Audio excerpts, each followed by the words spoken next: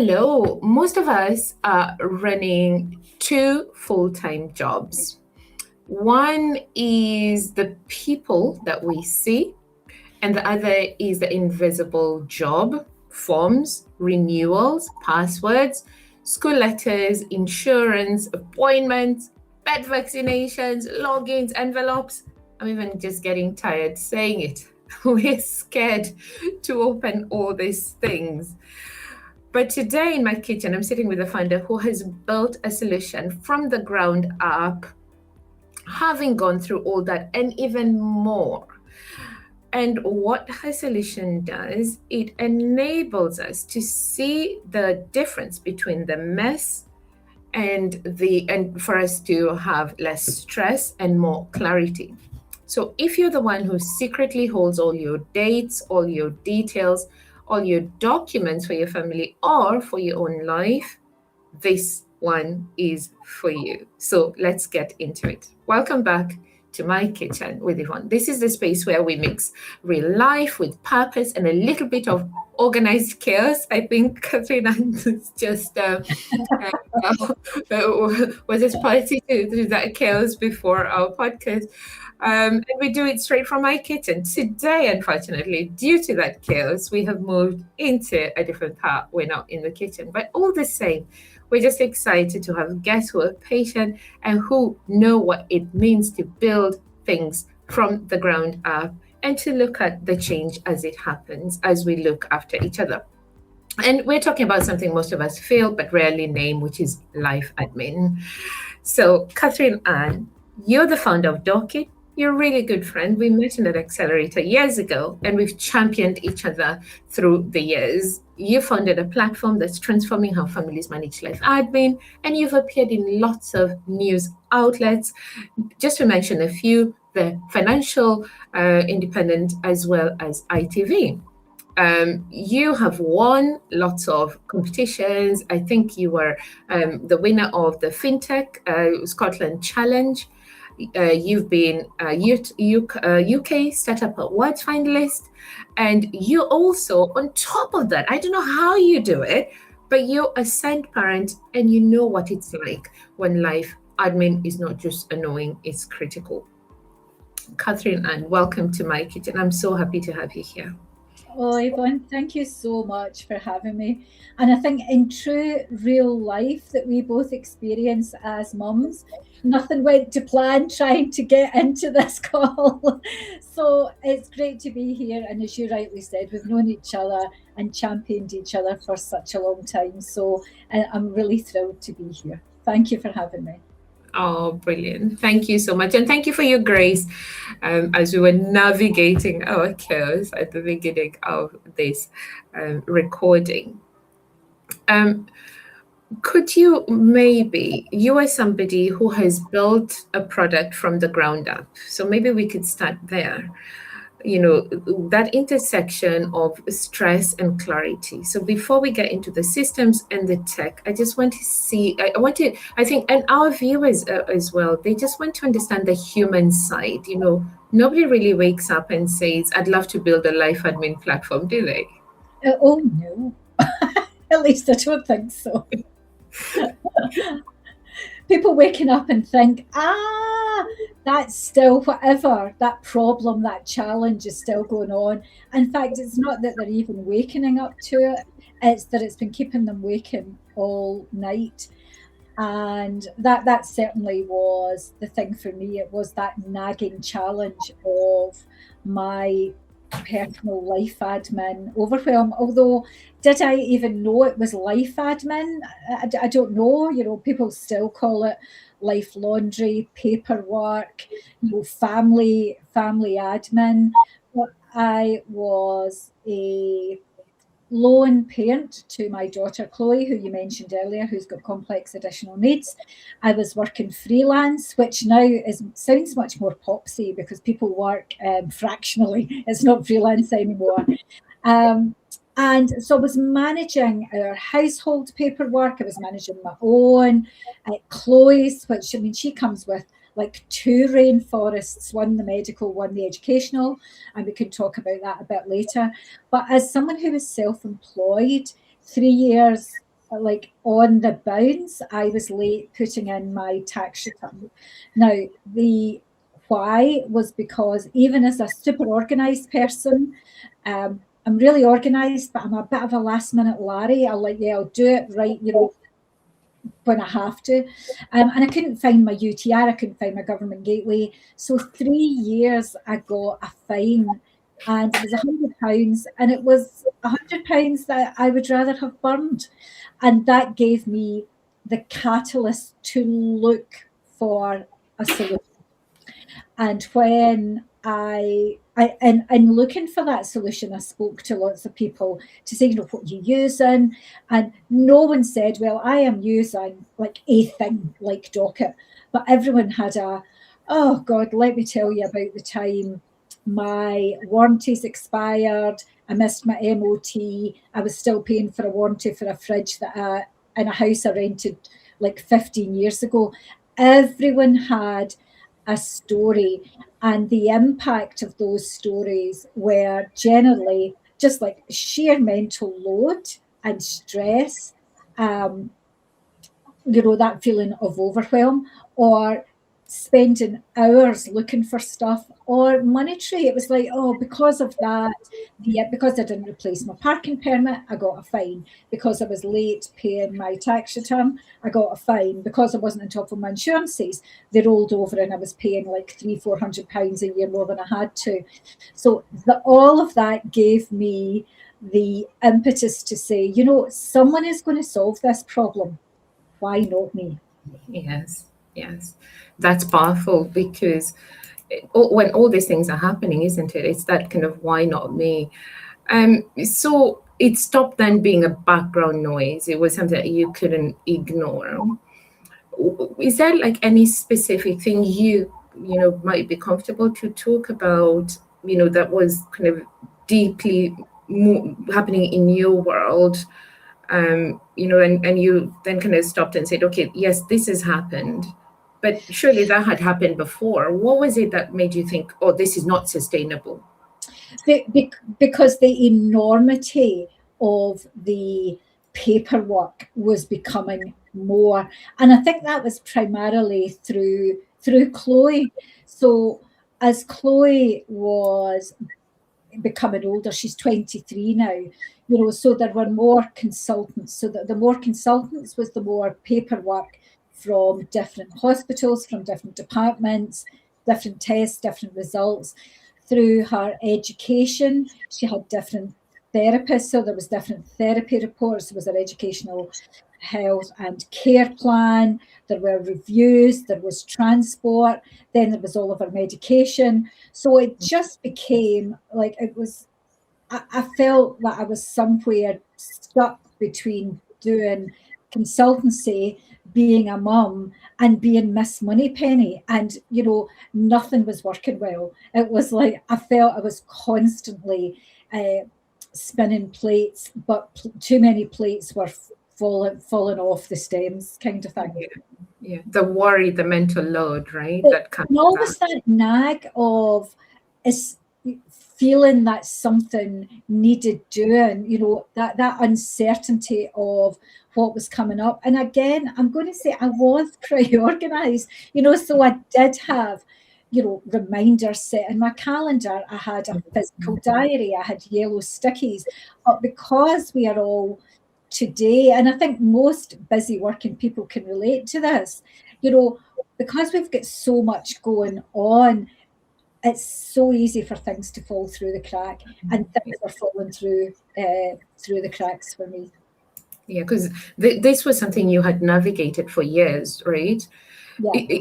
Is there a place where then you then say, you know what, I need a better system? Where does doqit then come in? How does it all come together? So how does it all come together? So something that's interesting is that a lot of people have said to me, oh, doqit would be great for people who are disorganized. And actually, I don't think we can change human behavior. I think we can encourage people to be more organized, But doqit's really great for people who are a bit, like me, they're organised, but they want to be more organised, for people who are busy and they know that they have got stuff, they just want to stay on top of it. And something that was it was interesting, a conversation I was having with someone the other day, where she said to me, will doqit help me save money? And the answer to that is, we're not doing coupons, we're not doing 10 pence off Heinz Beans kind of thing. But what we are doing is we're giving people a way that can put them back in control, so that they've then got the time to give them the choice. So if I use, say, insurances as an example, knowing that your insurance is going to expire tomorrow gives you no choice. Whereas if you have your reminder that we will send you, say, 30 days before, that then gives you the choice to get a better deal from your existing provider, to avoid the rollover cost, or to go elsewhere. So it gives you choice, and having choice saves people money. Wow. And that's powerful, because that then takes you from kind of overwhelm, because a lot of these things, we normally put them in our heads, right? And like you said, we have some calendar reminders, or the companies themselves will send reminders. But like you say, being a consultant, having Chloe's needs and everything. But you also have a fintech background, right? So no, actually, my background is actually working in the communications industry. So I worked across all the different disciplines, like starting off in typesetting, so typesetting, advertising, design, new media, live events. And it was a space that I really enjoyed working in. And it gave me the privilege of working with some of the top 150 FTSE companies in the UK, and international companies. I mean, one of my favourites, I still go back to it, was back in the 90s. I worked with the Motorola semiconductors, and working with them gave me an insight into what the future was going to hold, because I remember back then they were saying, that flip phone that I had, well, in the future I'd be doing video conferencing, I'd be watching movies, I was going to be doing everything except making a call. And I remember at the time thinking, wow, really? And here we are.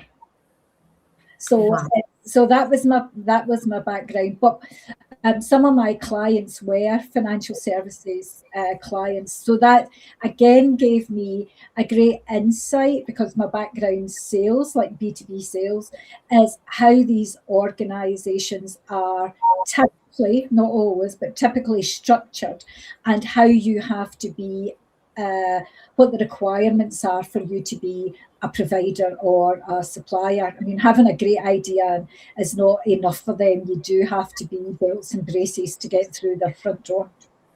Yeah, that is so true. We always think, if I just had this idea, right?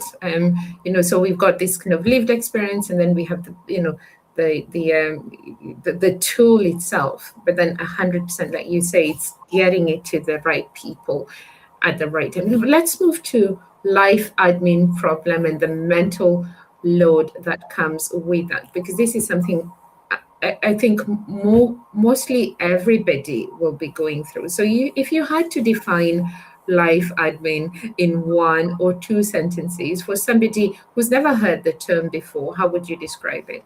So I would describe it as that pile of promises. So the pile of paperwork, the unopened envelopes that you've got in your kitchen, or the emails that you are sending to yourself to remind yourself to do something, the yellow stickies on your fridge and on the dashboard of your car, when you go out, don't forget to book in an MOT.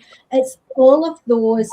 It's the administration that keeps your life and your household ticking over, that invisibly is draining particularly a lot of your time, because a lot of that time is spent. There was a a piece of recent research, and I must dig it out so I can tell you who it's from because I can't remember off the top of my head.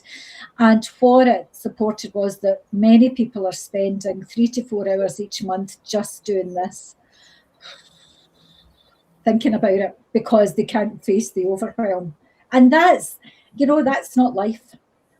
That's not a way to live. Yeah, and it becomes even more so in today's world, isn't it? In the past, maybe you'd have a letter through the door as a reminder. These days, it's an email. You miss the emails. We've got so many different things coming in the email. What are some of the traditional ways of handling life admin?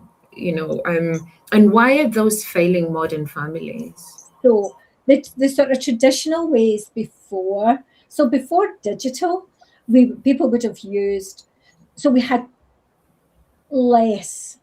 So we only need to go back 20 years, which isn't that long ago, when we only had 5 TV channels. We didn't have subscriptions. There were fewer warranties. People would have had 1-2 pensions maybe, whereas now we have more choice. So if we look at subscriptions, for example, you can get toilet roll, toothbrushes, everything you can get on subscription. The average person will have 11 pensions in their life now because of auto enrolment, different insurances and warranties for everything. Before, if your washing machine broke down, it broke down. Now we have got warranties for every white and brown good. So with all of that information today that we never had before. So that's one cause. So regulation legislation is one of the, and how we've moved into the digital age is one of the causes of the problem. But actually before, we would only have received information in paperwork. So you would have had your electricity bill would have come through the post, you would have had your one bank statement come through the post, and people would have traditionally punched 2 holes, put it in a lever arch file, great. Now we're getting information coming at us from different ways. So we are receiving it in paper, we're receiving it in PDF, we're receiving it in through portals, we're subscribing to apps on our phones, different subscriptions. So we've got information relating to our life held in a myriad of on and offline places, and that's difficult to control because nothing is pulling it all together. So yes, there's cloud storage, but if you're putting everything in your cloud storage, that's great, you'll know it's there, but then that cloud storage isn't sending you a reminder when something needs done. As an example, having everything in your email, people have got maybe 6 different email addresses, and when they move job, that information that was attached, or those pay slips, those P60s that were attached to that work email, well, you've now gone. So where's that information held? So what doqit does is it gives people a really simple, and that's the key to doqit, is its simplicity, a really simple way to securely store that information, but also to set the reminders for when something needs to be actioned. Not everything needs actioned. For example, you just might want to keep a note of your national insurance number, your national health number, that government gateway number that everyone's raking about looking for on the 31st of January. Just that simple place to keep it. Yeah. And you know what? That's a really, really good. It just reminded me, it's not even just one number these days, right? Just those kind of like different things that you're required from the taxman in itself, right? There's so many different things. The VAT number, the government gateway. They now have this thing called the One Gov number, so. It's having all that away from our heads or away from different things and having it in one central place. What's the flip side? So what do you see happening with families? Because you work with families, you work with different people, different communities, parents, founders. What do you see happening when life admin is not working? Maybe for their mental health, maybe for their relationships, maybe even how we are present with our children. What are some of the unseen dangers that we don't So realize? I think some of the impact that is happening that people don't necessarily recognise that it is as a result of not being on top of their life admin is stress. It's just the stress of the overwhelm, and actually the amount of time that it can just suck up. So if you're looking for, you let's say you have burst pipes in your house. Where's the house insurance document? And then you're spending, so you're stressed because you've got burst pipes, and then you can't find the house insurance document. It's somewhere. Where is it? I don't know. Who we insured with? Can't remember. So that then can impact the dynamic of a family. And actually, the not being on top of it and the money that then allows to leak out. So that money's leaking out through, I mentioned,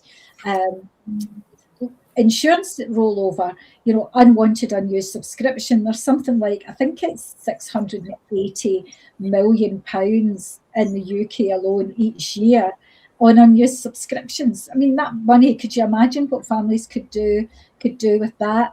And then the late payment fees. So the late payment fees of, say, something like let's use tax as a result. You think, I needed that £100 to pay for the groceries for the next 2 weeks. So it's all of those things where there's that push-pull with it has an indirect impact on the family because the parent is carrying the stress and the burden of that load. And it's that kind of like unseen, unknown element, especially in today's busy world, right? We rarely get to kind of stop long enough. We just we think this is how it should be. And I also want to touch on SEND families specifically, because this is something that's quite close to you and touches a large part of your life. From your experience, how does life admin land differently where there are additional needs in that mix, or even on the other flip side of that, where you're the only parent? Because for a long time you were the only parent, kind of very similar to my kind of journey and how we first connected, right? Being single parents, bringing up children, and founding businesses. How does that land differently? So I think for any lone parent, it's hard because you're having to manage everything. You're running the house, you're working, you're raising a child. When you put an additional needs child in the mix, the paperwork automatically just quadruples, because there is every form under the sun that needs to be completed. I touched on earlier. So just things like if your child is entitled to any kind of benefit, whether that's PIP, disability living allowance, even a blue badge, all of those things take an endless amount of time to complete the forms. And they're actually, I always found, particularly the disability living allowance, a really horrible form to complete because it goes into every single part of your child's life about what they can and can't do. And I always found that a really harrowing form. But of course, it's government money, so you have to, it's only right that they're checking. It's the same with PIP. But then you have all of the reports from the different, as I mentioned earlier, all of the medical information, the educational information. And what that then means is there is generally something that's coming at you genuinely every other day of the week. Now, it's not just that the paperwork is coming in, but as a SEND parent, and any SEND parent would tell you this, you have to fight for everything. Now, what that fight would mean that, say, your child needs physiotherapy, you have to genuinely fight for the pot of money from your local authority to enable your child to get the physiotherapy, to get the speech and language, to get even the setting within a school. I mean, I'm now 18 months into a fight with our local authority about the fact that they removed the transport for post 18 students with an EHCP to allow them to be transported from their home to place of education, because SEN schools and colleges are mainstream. They're not round the corner, they're not walkable. There's generally maybe only one or two within up to a 60, 70 mile radius. So having the transport's a lifeline. So that on top of all of that paperwork, as a SEN parent, you're having to fight all the time. And that can be exhausting. But having your paperwork in order, having that paper trail of everything actually helps you stay managed and stay in control of not only your own but your child's situation, because you can always go back and refer to we've had this provision and follow the paper trail through. Yeah, it sounds to me it's one less thing, because there's already so many other things, right? It's one less thing but most importantly, it's, and this is for anybody who's listening, we kind of like just go through life and think, oh, we should be doing that, but they do pile up, and especially when you have extra things as well. Just having one thing that you don't need to worry about because it is taken care of, it can give such relief. So Catherine, and for anyone who's listening and they're thinking, okay, that's me, I'm that walking filing cabinet, what's one tiny thing that they could do this week they might start to see things shift, things start to change even before they try a platform like yours? What's something that you've learned that you could give them as one golden nugget? So the one thing I would say, obviously download doqit, it can probably help you, but not everyone wants to use new apps, and I understand that. But the thing that I would say is, do not leave something. Do not leave an envelope unopened. Open it, open the email, rip off the plaster, because the amount of stress you give yourself wondering what's inside the brown envelope, wondering what's inside that email. Read it, digest it, and set a plan to action it, whether that is to do your tax return, whether that's to renew your insurance. Just do it. Don't hide from it. Just do it. Just do it. You've heard it from Catherine Ann, and Nike as well.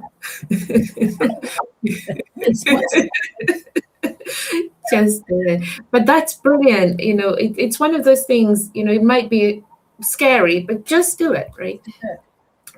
So this is one bit that will be exciting for a lot of founders like yourself and myself and all our other listeners who are founders. And it's that kind of journey, the systems and how we end up with doqit. So let's talk systems. When you sat down and you thought, oh my God, this is too much, how do you go from this is too much to designing doqit? What are some of the principles? What are some of the challenges? And what would you advise anybody on that journey? So one of the things I would always say is, just because it's a problem for you, so just because it was a problem for me, didn't mean it was a problem. So I think the first thing, if you think I could make a solution for this, is find out if other people are having the same problem, so that if you need to do a hack just for yourself, that's okay. But if you then discover this is a problem, there is a solution required.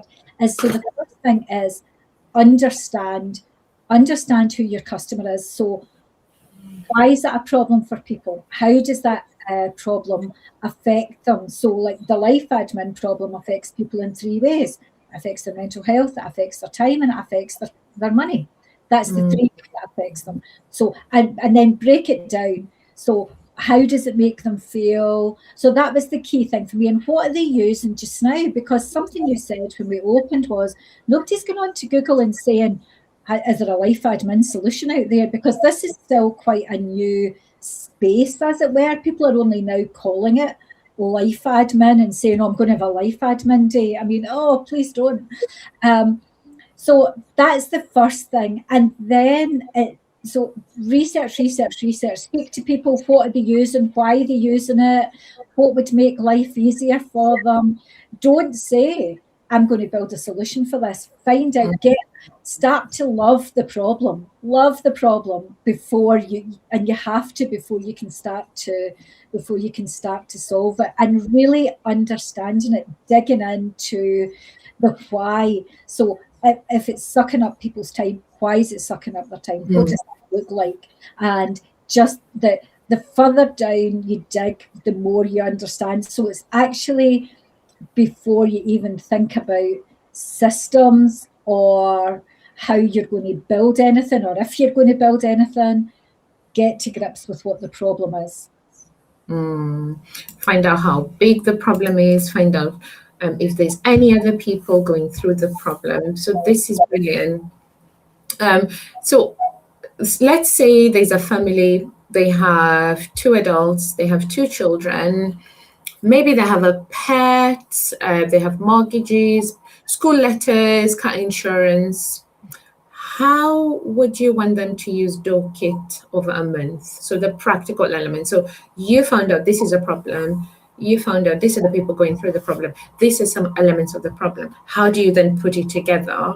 And then how do you put it together for doqit? So again, I'm going to come back to the simplicity of using doqit. So you mentioned quite a few things there. We've recently, this week actually, we have just released our smart scanning. So if someone's got that pile of paperwork, what they can do is quickly take a photograph, or if it's a PDF they've got in their files, pull in the PDF, and doqit will within seconds scan that document and instantly pull back the key information. It will give the document a name. So that means all the user has to do is set their reminder date. So say it was the cat's insurance. Scan it, it'll give them the name of the insurer, the expires, the policy number, cost, and all you have to do is say, right, okay, I want to set my renewal, say 30 days before it expires. You might also want to pop a note in there to say, oh, I don't know, here's the vet's phone number, just for good measure, in case you need to have that with your pet insurance. And then you don't need to do anything. It's there. And you will get a reminder from doqit when that needs renewed. Or, for example, you put in your national insurance number, your partner's national insurance number, you're out and about, what is that number? There's a smart search. All you have to do is put in national insurance number, it'll instantly come up for you. So it gives you that single, it's like having a digital PA in your pocket. Oh, I love that. To say, look, here it is, this is when it is, so that once it's loaded, you can just forget. Someone said to me, it gives me permission to forget. And I loved that. It was like, yeah, it does. It gives you permission to forget. But interestingly, by the end of this year, we will have the sharing facility. So that's where, say, as a family, you would be able to share it with maybe your partner, your parents, and that's where doqit will really come into its own, because we're living in a world where children are staying with their parents till they're in their 30s sometimes, older, whatever works. Chloe's 23. I will always look after her paperwork. People have elderly parents they're looking after. So we all have more, but we're actually in this place where we're quite often looking after other people's paperwork too. Our life is interwoven. So the goal here is not for people to become admin machines. For you, no. Exactly the opposite, right? The, the goal is being used to remember dates and documents. Yeah, the goal is that people won't be admin machines, that they won't actually even think about it. They'll just know that admin's there being taken care of. Yeah, it's all there. I don't have to think about it, like one of your customers said. So like for just kind of like bring it back to LocaeRise, because we're always thinking about systems, the systems that are going to reduce friction for families and for schools. And from what you're saying, I'm seeing so many overlaps. So for example, we're holding data and we're holding dates around schools, what we call their one big change project, and then the sellers that they work with. And you're holding data and you're holding dates around home life and home responsibilities. So for anyone who's a founder and maybe also a life admin person at home, this isn't just about your family, it's about your capacity to build. Because if some of these difficult things that are in our head, in our brain, are allowed to be put somewhere, and so you can kind of just forget, so that you can do the hard, creative, and strategic things, then you're more likely to do a lot better with everything around you. And I love what Catherine Ann also said, that that kind of leakage of money, we all kind of know that insurance that has gone to the next auto renewal, and then you're paying a lot more than you thought. This kind of leads us really well, Catherine, into what it means to build a business, not just as a founder, but as a female founder, because it's unique, especially a tech business, as we both kind of know from, being tech founders and some of the questions we get asked around that. But for you as well, as a send parents, if we just turn to your founder journey for a moment, you're building a fintech product. You've won FinTech Scotland Challenge. You've been a UK Startup Awards finalist, and you're doing that as a female founder and a send parent. Can you tell us some of the maybe partnership support that has helped you to get where you've got to? Because you're doing really well with doqit. Thank you. I think the key thing, and I would say this to any founder, is find your tribe. Surround yourself with people who will champion you, support you, lift you on the down days, as well as cheer you on the high days, because it's a rocky journey. And something that's really important is having stability within your own life. I am very lucky. I have a fantastically supportive husband, and Chloe inspires me every day, because her journey I find super inspirational. She was a child who they said she won't do this, she won't do that, and actually she smashed her goals, and I'm so proud of her. So she gives me the drive to keep going. And having Gary, my husband, who is my number one supporter, because it's a sacrifice when you're a founder, having a founder doesn't mean there's a Ferrari at the front door. In fact, it's quite the opposite. So having someone that understands that the time it takes away from the family, the amount of 24/7 we're thinking about doqit, we're talking about doqit. So having that strong foundation at home and finding your tribe, I think, are the two biggest keys to success for any founder, because you need people there that understand your why, and you need people there that understand the journey. And that's why in many cases, and I hear this a lot from founders, that they are really great, loving family and loving friends say, why don't you go and get a real job?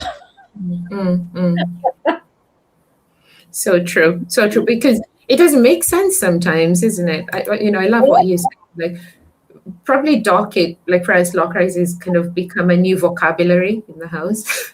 Yeah, of course. It's probably the same thing with doqit, right? It kind of like just oozes out of you when it's Yeah. It's what you're living with. It becomes a baby. It's almost that baby that will that will always be there. Because when you're running a business, you do need to take care of that baby. It's never going to be able to take care of itself. It's just going to grow bigger. And then your responsibilities for it grow bigger. It's like the opposite of what we think when we're starting 100%. What we think when we're starting 100%. And now I'm going to just go deeper into one of the things that you mentioned around having your tribe. Why is it important? So it's kind of like on a practical level, how has your tribe helped you to get to where if you can even just share one example, one practical example. It could be anything from, I don't know, marketing or championing you in the groups or accessing finance, which is quite a big thing when you're a founder. Have you found some of this through your tribe, or how does it come together? No, definitely. So I'm a member of a couple of communities, Female Founders Rise, Mums Who Build, Founder Catalyst. And these are groups of primarily founders. There are a lot, well, Female Founders Rise is purely female founders. And what it does do is it gives you that reassurance of actually you have come really far. You're not alone in this journey, and everything that you experience and question is actually just part of your story and that journey, and it's how things do unfold, that it's how it's supposed to go, kind of thing. And yeah, I have found that so reassuring, where you think, is this taking too long? Or when things don't go the way you expect, and actually having other founders who are on the same journey that you can reach out to and say, am I going mad here? And they say, no, this is what happened. This is where you're in the dip, but don't worry, you're going to come back out. It's just great. And it gives a safe place where you can talk about things that they understand, because your friends and family don't. They don't, unless you're a founder. To understand the founder journey is really, really difficult. And it's, so for me, that expectation of thinking my close friends and family would say, oh yeah, I understand. They don't, so therefore I don't burden them with any of the difficult things or decisions that we're having to make. I wouldn't like seek counsel from them, but I would go to my tribe and seek counsel there. It's being able to have that safe space. Yeah. That means a lot. So what's one thing you wish investors, partners, or even friends understood about what it means to build a product like the product that you're building? All this while carrying a heavy life admin load yourself. What's the one thing I wish they understood? I don't know. That's a really difficult one. I think it's for any founder. I think the key thing for anyone round about them that I would say that anyone understand is that it takes someone who's really driven to do what we are doing. It does take more than passion, but it takes real drive when you want to. People aren't building businesses because they want to be millionaires. People are generally, particularly female founders, are building businesses because they want to help people. Yeah, it's that excitement of being able to become a better person, right? Yeah. The money is the reward that follows it. And I suppose even kind of investors will be putting the money front and center. Your family will be putting the money front and center, because that's what investors will be interested in, that because for them they're looking at, can we get a return on our investment? For the family, it's, can you carry a load, right? And having that patience, I think that belief, those are the two things that will actually then lead to the big idea then becoming a bigger idea, because they're pouring into you as a founder. I love that. And for founders who are watching, or even anybody who is thinking about maybe starting a side hustle, becoming a founder, and they're tempted to solve a problem that's close to home, but they're just worried maybe it's too domestic or it's not big enough, what would you say to them? Speak to people, ask others. They might be feeling that same pain as well. And, we don't all have to be building multi-billion pound companies here. If you can solve a problem through a side hustle that's going to help even just your community, that's incredible. That's a great thing to do. Do it. Speak to people. Yeah, just start, just do it. I love that. That's the second time you've said that. That's going to be my biggest takeaway from this. Okay, so some practical takeaways, and of course, before we also close off, we normally play a little game where we kind of get a rapid fire. We've done this before, so how it goes. But it's been a few years. I think it's been a couple of years since we first did our first. Yeah, but that's not changed. We still have our rapid fire section. So if you remember how it goes, I'm just going to ask you really short answer. And the only rule in this section is you must say the first thing that comes to mind. No thinking, like you just boom, just say it. Okay, ready? Yep. Okay, let's go. Tea or coffee when you're tackling life admin? Coffee. Oh, love it. But it depends on the time as well, right? Well, actually, I would do my life admin in the morning, so it would always okay. That makes sense. Otherwise, you're up all night worrying about life admin. Where in your home do you actually deal with most of your life admin? Be honest. Here at my desk. Okay, and is that the kitchen or living room? Or so I've got a home office. I'm very lucky, so I do all of it here because then I can close the door. Yes, that's the best place to be in. One life admin task you secretly don't mind doing. One secret life admin task that I don't mind doing is actually renewing warranties, because the warranties so I don't mind saying this, because the warranties I have had on my dishwasher and washing machine have paid me tenfold, because when something has gone wrong, because I've had the warranty in place, I've had new dishwashers and I have had new washing machines, which for me is fantastic. That's the funny thing with household warranties against car warranties, right? They literally just come, if it's broken, they'll do the call-out charges, they'll replace it. Car warranties, good luck. Yeah, but I agree with you. That's actually a brilliant one. What is one you would happily never do again? That is so easy. Chloe is leaving education next June, and that means I will no longer have to look after her educational paperwork. That rainforest will be no more. There will be a different one, but having that off my to-do regularly is something that closing off her EHCP will be, a joy. I can only imagine, just in education in general, but with what you have to deal with and what you just mentioned about the councils and having to fight for things, I can see why that would be the biggest lift off your shoulders. What's one app or tool, apart from doqit obviously, you genuinely use every day? Slack.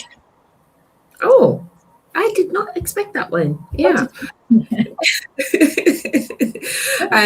If you had an extra hour each week because your life admin was sorted, which I'm thinking it is, what would you spend it on? So my life admin is sorted, and the extra time that I have managed to prioritize some extra time with Chloe. So we go to the cinema once a week. And that for me has been, because I always felt I was kind of always on the back foot, and now I'm not on the back foot. So cinema once a week. Oh, brilliant. I love that it's given you more time to spend with Chloe. Yeah. Okay, one sentence you'd love your family to say about how life feels in your home. Welcome. People feel welcome in my home. Oh, I love that. And knowing how you are as well, I can see that. Oh, thank you. Okay, 3 words for how you would want life admin to feel like for families who use doqit.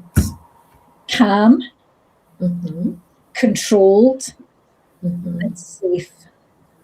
Oh, that's a really good way to finish that section. Calm, controlled, and safe. So that brings us to the end of the quick fire round. And so we're just going to do a very, very quick summary. So based on what we've talked about, I'm just going to pull together our one big change. It's just something that we always do at the end of the show. And for me, from what we've discussed, the one thread that kept coming up is life admin is actually a system problem. You're just not I'm not an enough organized person. It's just like anything else that we have in our life that seems to just work is because there's a system for it. And the mental load is real, especially for parents, carers, founders, and especially if you have enormity of something else in your life, which a lot of the time, at least something can happen in life where that happens. And from what I'm hearing with what Catherine Ann is saying, even more features are being brought in to rein that in and to join us even more, because the life that we're living at the minute is even more joined up. But what we do need is the right tools and the right consistency in how we manage everything, and that helps us to move from chaos to something that is calm and safe. So, Catherine, I always end with this one question from our one big change.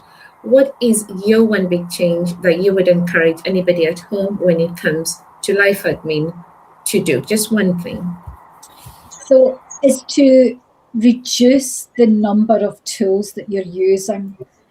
You don't need to have half a dozen different tools to stay on top of your life admin.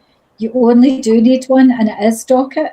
But by doing that, you will feel calm, you will feel in control, and your information will be safe in doqit. That's a really good one. You don't need, another Google Calendar, another reminder. You can just use doqit. Is there a cost element to doqit? Yeah.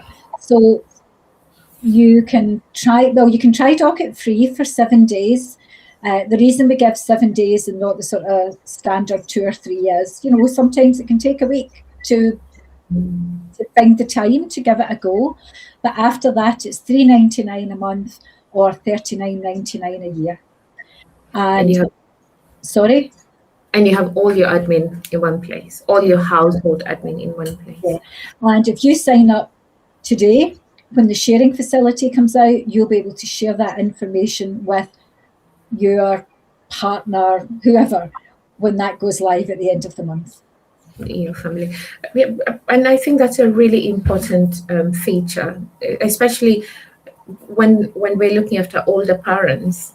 My other half, he's looking after his dad, who's not able to look after himself anymore because he was diagnosed with a debilitating mental condition due to old age. And he's having to compile all these things because sometimes we don't see it coming, right? And then everything is everywhere and we don't know where to find it. So I think that's a really important feature. So you've had it from Catherine Ann. Thank you so much, Catherine Ann, for bringing both your expertise and also your real life into this conversation. For anybody who is thinking, I need this in my life, we'll put the show notes when the show comes out on YouTube on Monday. The show always drops at about 8:45 a.m. British Standard Time on YouTube. And the link to doqit will be on there, so you can try the platform for free for 7 days. I believe it's an app, Catherine Ann, that you just download. You can just download it from your app store. It's on Android and iOS. Brilliant. And there'll also be an opportunity to listen back. I think there's such gems that were dropped in on this conversation. And we will also be having our end of year newsletter that's coming up, and that will be dropped onto that as well as future lunch and learns. And if anybody is navigating life admin and they're dealing with special education needs children, or even just heavy life admin, we will be putting some links there that you can access that can be useful for you. So if you found this episode useful or helpful, share it with somebody that who might be having a life admin load, and you will help them to lighten their life admin load. Kindly leave a comment with your biggest takeaway from this show, and let us know if you're a school, would you choose as your one big change for your school? And if you're a listener that is not a school, what would you choose as your one big change for your life admin this month? From my kitchen to yours, I'm wishing you a little more calm, fewer lost envelopes, and more space in your head for the things that really matter. Catherine Ann, thank you so much for joining us today. Would you like to leave a few words from you? Yeah, so I will share a link with Yvonne. If anyone is struggling with their life admin, you can book 20 minutes with me, and I will do what I can to help you. It doesn't have to involve doqit. If you're struggling, let's have a chat. You can have 20 minutes in my diary at a time that works for you. Really happy to do that. And Yvonne, thank you for having me. It's been a pleasure. I feel we could chat all afternoon, so it's been a pleasure. Thank you so much.